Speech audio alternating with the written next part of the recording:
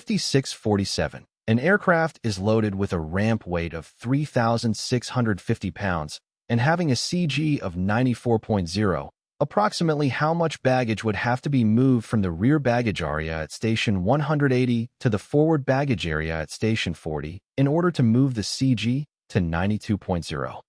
A. 52.14 pounds. B. 62.24 pounds. C. 78.14 pounds.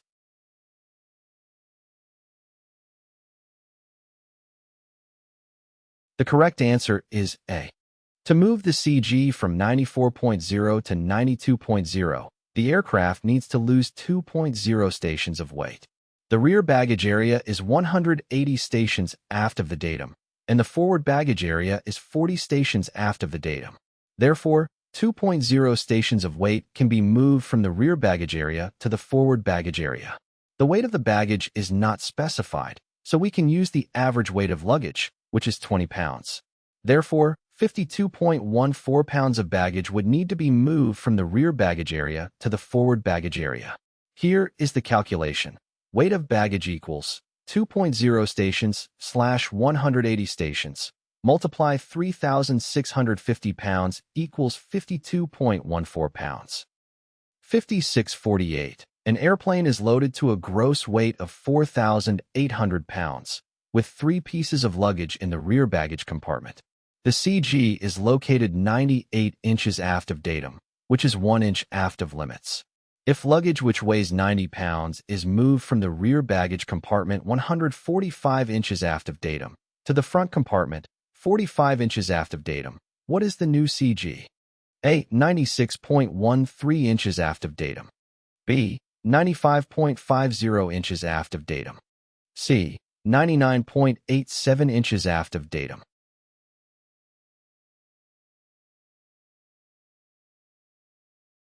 The correct answer is A.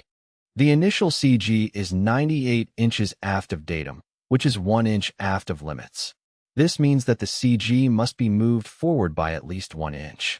The luggage that is moved weighs 90 pounds and is located 145 inches aft of datum. If this luggage is moved to the front compartment, which is 45 inches aft of datum, the moment of this luggage will be reduced by 90 multiply 145 to 45 equals 7,650 pounds inches. The gross weight of the aircraft is 4,800 pounds, so the new CG will be located at 98 minus 7,650 divided by 4,800 is equal to 96.13 inches aft of datum. Here is the calculation. New CG equals initial CG moment of moved luggage / gross weight equals 98 inches, 7,650 pounds, inches / 4,800 pounds equals 96.13 inches. 5682. With respect to using the weight information given in a typical aircraft owner's manual for computing gross weight, it is important to know that if items have been installed in the aircraft in addition to the original equipment, the A. Allowable useful load is decreased. B.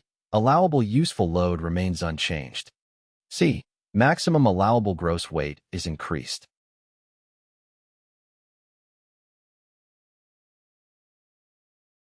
The correct answer is A. When items are installed in an aircraft in addition to the original equipment, the total weight of the aircraft increases. This means that the allowable useful load, which is the difference between the maximum allowable gross weight and the empty weight of the aircraft, decreases. For example, if an aircraft has a maximum allowable gross weight of 4,000 pounds and an empty weight of 2,000 pounds, the allowable useful load is 2,000 pounds. If an additional 500 pounds of equipment is installed in the aircraft, the maximum allowable gross weight increases to 4,500 pounds, but the empty weight also increases to 2,500 pounds. This means that the allowable useful load decreases to 2,000 pounds. 2,500 pounds equals 500 pounds. A negative allowable useful load means that the aircraft is overweight and cannot be flown safely. In this case, the additional 500 pounds of equipment must be removed from the aircraft before it can be flown. 5536. The weight placed on a helicopter is A. Blade loading. B. Load limit. C. Useful load.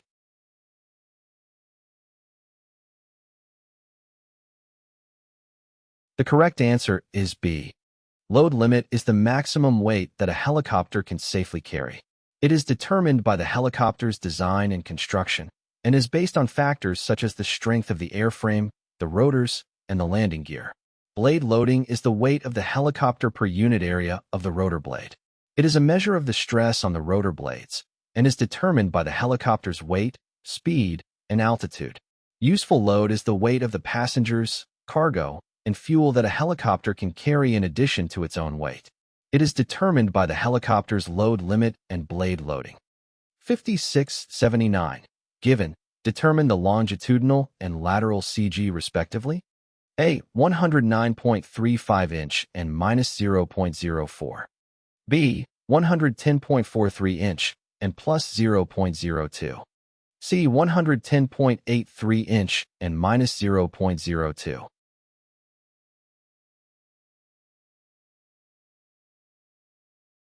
The correct answer is C. The longitudinal CG can be calculated using the following formula.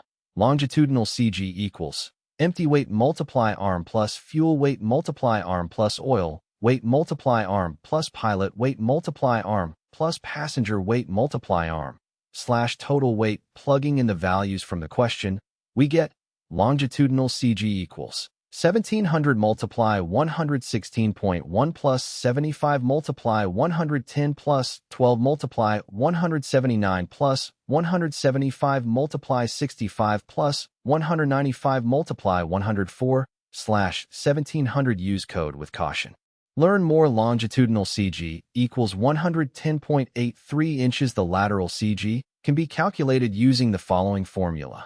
Lateral CG equals empty weight multiply lateral arm plus fuel weight multiply lateral arm plus oil weight multiply lateral arm plus pilot weight multiply lateral arm plus passenger weight multiply lateral arm / total weight. Plugging in the values from the question, we get lateral CG equals 1700 multiply 0.2 plus 75 multiply 0 plus 12 multiply 0 plus 175 multiply 12.5 plus 195 multiply minus 13.3 / 1700. Lateral CG equals minus 0.02 inches. Therefore, the longitudinal and lateral CGs are 110.83 inches and minus 0.02 inches, respectively.